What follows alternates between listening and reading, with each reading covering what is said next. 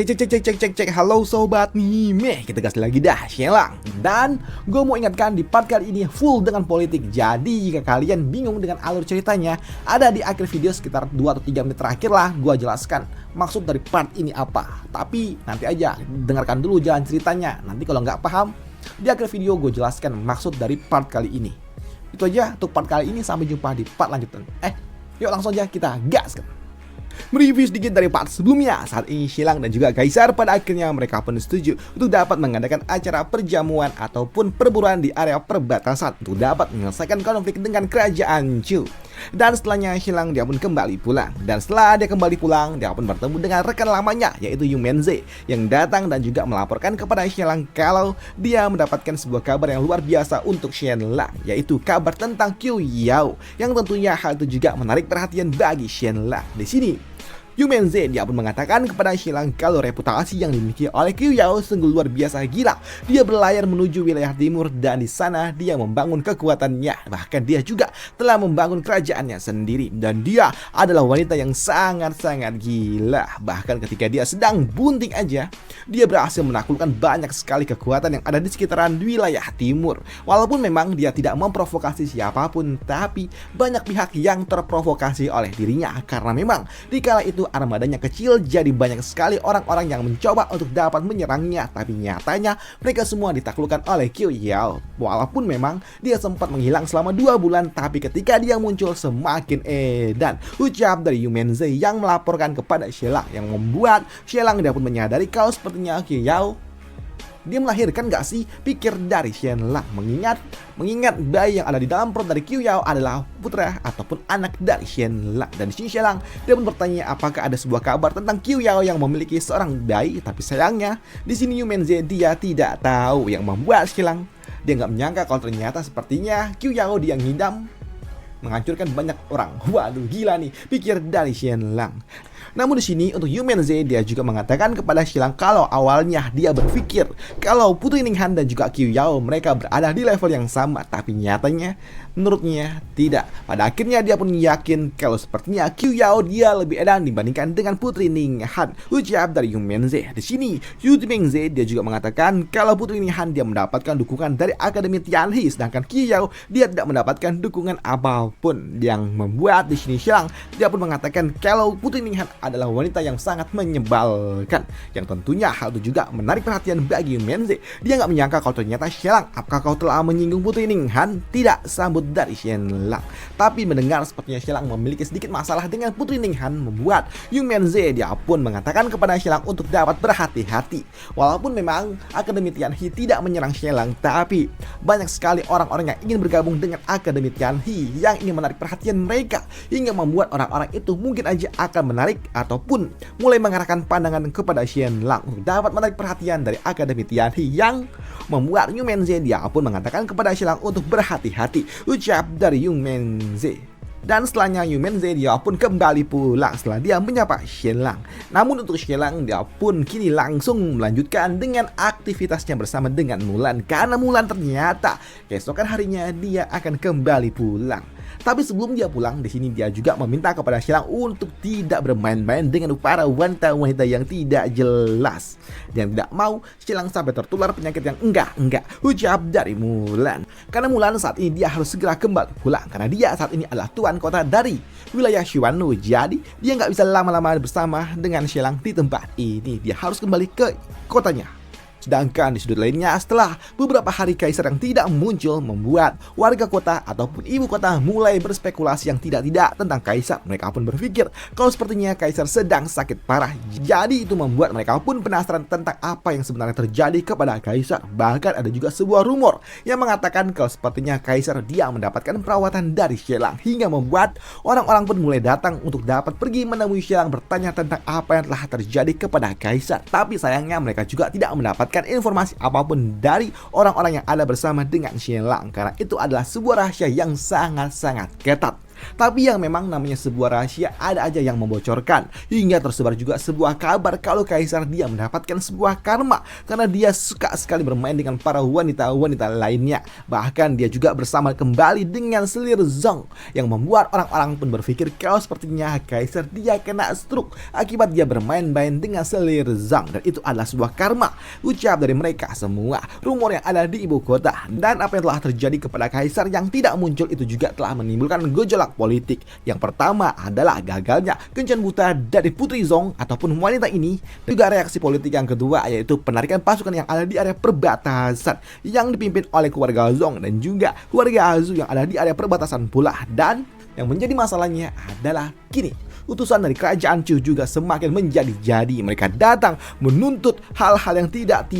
Mereka meminta ganti rugi, mereka meminta tanah, dan mereka selalu aja melakukan sesuatu yang memprovokasi. Bahkan utusan ini dia juga meminta kepada Kaisar Yue untuk dapat memberikan klarifikasi dan juga permintaan maaf di hal yang umum yang tentunya hal itu tidak akan mungkin dapat diterima. Yang membuat Xielang dia pun kini datang menemui Kaisar dan dia mengatakan kepada Kaisar kalau situasi yang ada di luar sana semakin runyam. Di sini Xielang dia pun meminta kepada Kaisar untuk dapat mengizinkan dirinya dan juga pangeran kelima yang mengurus utusan itu, karena utusan Yue yang ada saat ini mereka semua gagal dalam hal negosiasi itu, ucap dari Xielang. Dan Kaisar pun menyetujuinya. Namun mendengar kalau ternyata pangeran kelima dan juga Xielang yang akan melakukan sebuah negosiasi dengan kerajaan Chu membuat orang-orang yang ada di luar sana mereka pun pesimis kalau Xielang dan juga pangeran kelima dapat berguna. Dan benar ketika pertemuan diadakan ternyata cuma Xielang dan juga pangeran kelima saja yang datang. Para utusan yang lainnya mereka tidak mau datang. Tim negosiasi yang sebelumnya dimiliki oleh Yue nggak ada yang satu pun datang. Cuma Xielang dan juga pangeran kelima yang membuat utusan dari kerajaan Chu dia pun berpikir kalau sepertinya Yue udah benar-benar tanduk ataupun tunduk. Di sini dia nggak menyangka kalau ternyata utusannya hanyalah pangeran kelima yang dikenal sebagai pangeran yang tidak berguna, yang membuat dirinya pun tahu kalau sepertinya Yue benar-benar sudah dikalah. Dan di sini untuk Xielang dia pun bertanya kepada orang yang ada di depannya apakah mereka adalah utusan resmi. Ya, ucap dari orang-orang ini. Namun di sini mereka pun bertanya kepada Xielang siapa sosok yang ada di depannya sana, karena dia nggak mau melakukan sebuah negosiasi dengan orang yang levelnya ada di bawah dari dirinya. Yang membuat Xielang dia pun mengatakan kalau dirinya hanyalah rakyat jelata. Dia bernama Xielang yang membuat si Tengi ini semakin menjadi-jadi. Dan untuk pangeran kelima ketika dia mengatakan kalau dia adalah seorang pangeran yang telah ditunjuk untuk dapat melakukan sebuah negosiasi, membuat si Tengi ini dia pun mengatakan baiklah, jangan terlalu cepat-cepat berbicara, aku takut kalau yang kau ucapkan itu terbata-bata. Ucap dari utusan itu yang membuat pangeran kelima tentunya dia sangat-sangat kesal ketika dia direndahkan seperti itu.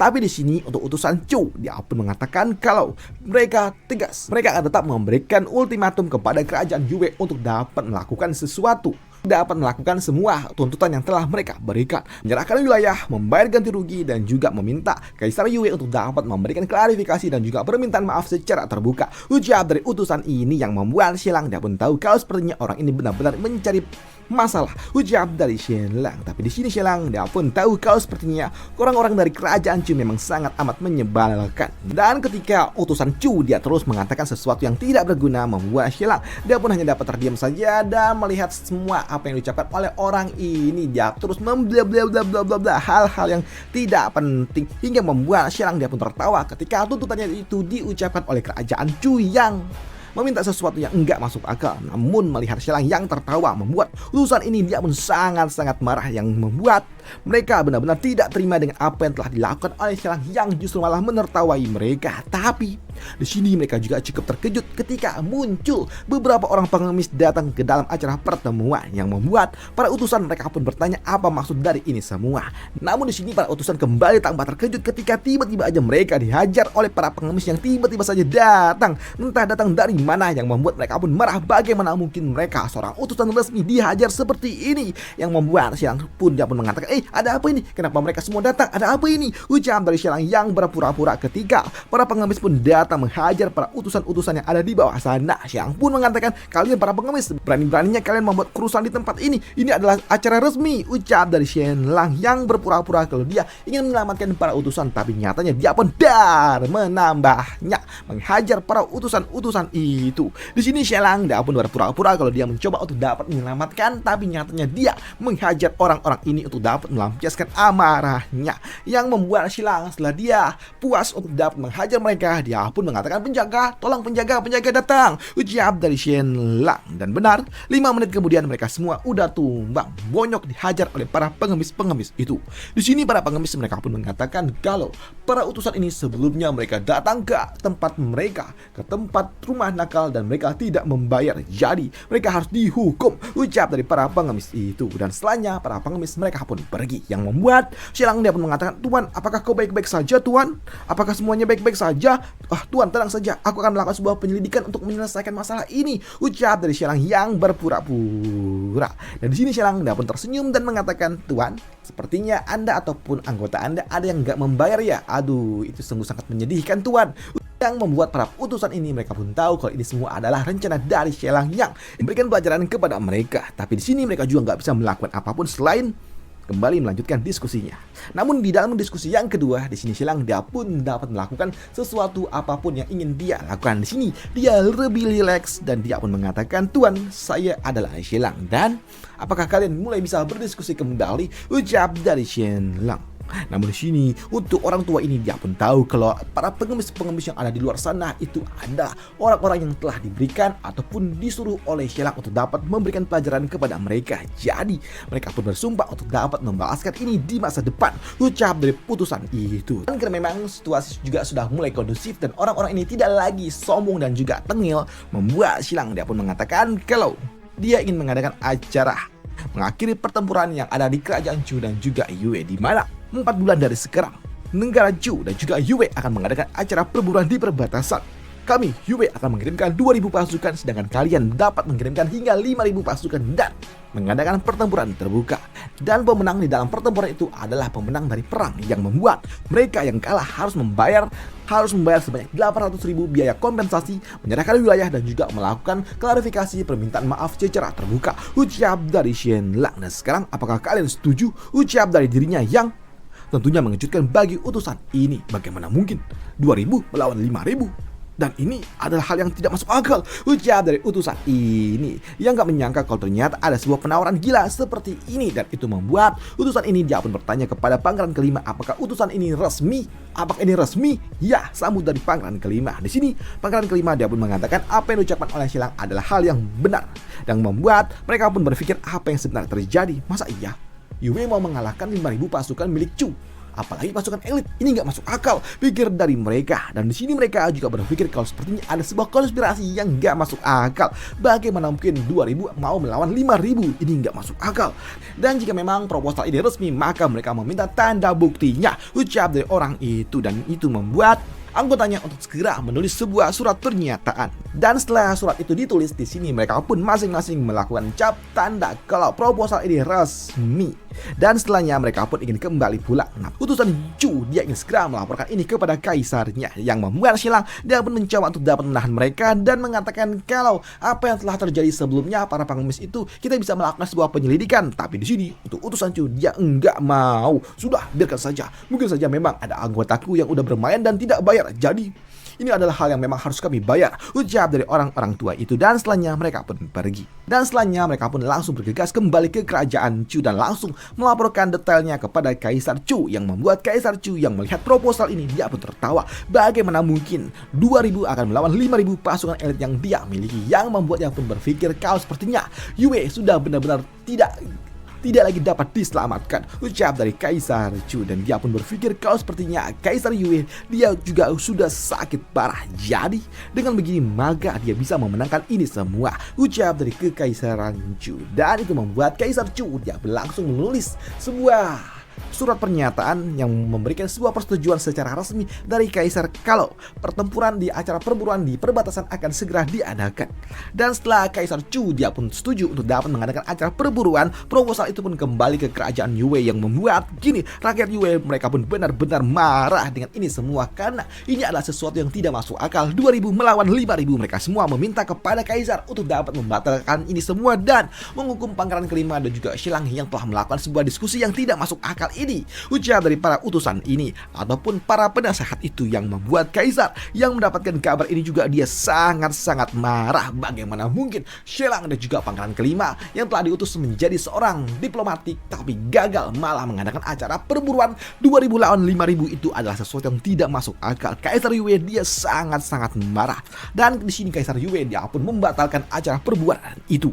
Namun apa yang telah dilakukan oleh Kaisar Yue yang membatalkan membuat di sini Kekaisaran Chu mereka pun sangat marah dan mereka pun kembali mengirim 100.000 pasukan ke area perbatasan karena acara perburuan itu dibatalkan oleh kerajaan Yue yang membuat Kaisar Chu dia pun sangat marah dan dia pun kembali mengirimkan utusan untuk dapat bertemu dengan Kekaisaran Yue. Bagaimana mungkin acara perburuan itu dibatalkan? Ucap dari utusan ini yang datang bertemu dengan Kaisar Yue yang membuat Kaisar Yue dia pun sangat-sangat marah. Dia pun mengatakan kalau acara perburuan itu dilakukan oleh Xilang dan juga Pangeran kelima jadi nggak ada hubungannya dengan dirinya dan itu adalah sesuatu yang tidak resmi. Ucap dari Kaisar Yue yang marah. Dan melihat sikap yang diberikan oleh Kaisar Yue membuat utusan ini dia pun berpikir kalau sepertinya Yue benar-benar ada di ujung tanduk yang membuatnya pun kini melaporkan kalau jika saja acara perburuan dibatalkan maka Kaisar Chu dia akan mengirimkan 100.000 pasukan dan pertempuran di area perbatasan sepertinya tidak lagi dapat dihindari. Ucap dari utusan itu yang membuat Kaisar Yue dia pun sangat-sangat kesal marah dan dia pun mendapatkan sebuah laporan pula dari bawahannya penjaga yang datang melaporkan kalau 100.000 pasukan Chu datang menuju area perbatasan yang membuat Kaisar Yue dia pun sangat marah dan dia pun mengatakan dan juga menulis sebuah dekret kalau dia akan mengutus Xilang dan juga Pangeran kelima yang akan bertempur dan mereka kalah di dalam pertempuran ini maka segera singkirkan mereka. Ucap dari Kaisar. Dan setelah cerita kita di sini dulu dan sampai jumpa di part lanjutannya. Dan untuk kalian yang bingung kenapa kok Kaisar tiba-tiba jadi marah padahal sebelumnya Kaisar setuju acara perburuan di perbatasan. Lah gini nih jalan ceritanya cuy, maksudnya cuy. Ingat, cerita Xilang ini permainan politik. Kaisar dia berpura-pura marah dan gak setuju itu agar Kaisar dapat menyerahkan tanggung jawab penuh kepada Xilang dan juga Pangeran kelima.